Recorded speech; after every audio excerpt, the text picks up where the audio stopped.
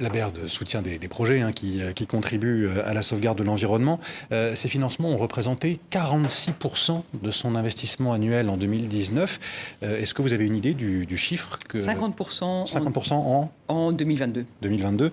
Est-ce que cette part a vocation à augmenter encore dans les années qui viennent ? Alors cette part, pour l'instant, notre objectif est de 50% des financements. Et c'est un élément qui soit en faveur de la transition écologique, énergétique. C'est déjà un élément très important d'avoir la moitié des projets. Et il y a un élément nouveau depuis cette année qui est que tous nos projets doivent être compatibles avec l'accord de Paris. Et donc ça, c'est une contrainte qui est vraiment... Il faut qu'on montre et qu'on analyse chacun des projets pour vérifier que c'est compatible avec l'objectif de l'accord de Paris. Donc c'est un élément supplémentaire qui détermine ce qu'on finance ou ce qu'on ne finance pas.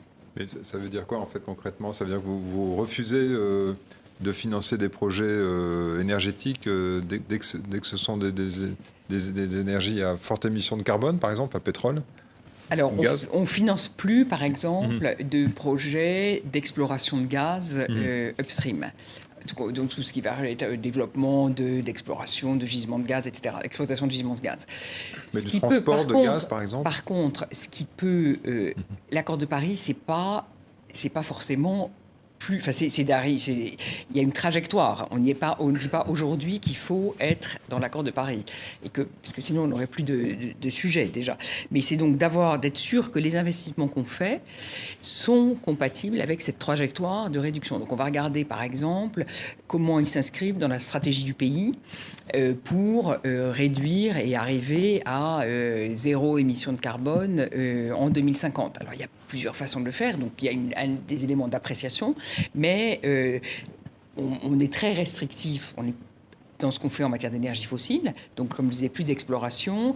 Il peut y avoir on peut quand même financer des projets de gaz, ou de gaz, par exemple, si on arrive à montrer qu'on n'aura pas des actifs qui seront inutilisables. Et donc, il peut y avoir, par exemple, une conversion vers l'hydrogène vert dans un délai d'ici 2050, qu'il peut y avoir des mécanismes de compensation. Donc, c'est vraiment regarder ça dans une stratégie globale et pas simplement... Vous financez des projets dans le nucléaire, par exemple ? C'est possible ? Non, alors on finance des projets de sécurité.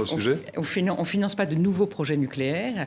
On a financé des projets dans la sécurité nucléaire. On a par exemple fait alors c'est un cas très, très exceptionnel, mais le sarcophage de Tchernobyl.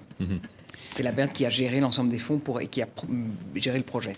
Vous parliez d'hydrogène vert, Odile Renaud-Bassot. L'Union européenne va lancer cette année une banque de l'hydrogène, une structure destinée à soutenir le développement de cet hydrogène vert.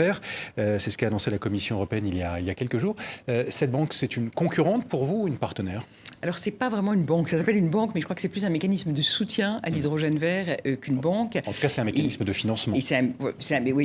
Mais c'est plutôt un partenaire parce qu'on travaille aussi beaucoup sur l'hydrogène vert et notamment dans nos pays d'opération qui ont des potentiels très importants de renouvelables. Par exemple, quand vous pensez au cas de l'Égypte, du Maroc, mais aussi des pays d'Asie centrale, c'est des pays pour lesquels le renouvelable est une capacité de renouvelable qui est extrêmement forte. Il y a des territoires de désert importants, beaucoup de vent, beaucoup de soleil, etc.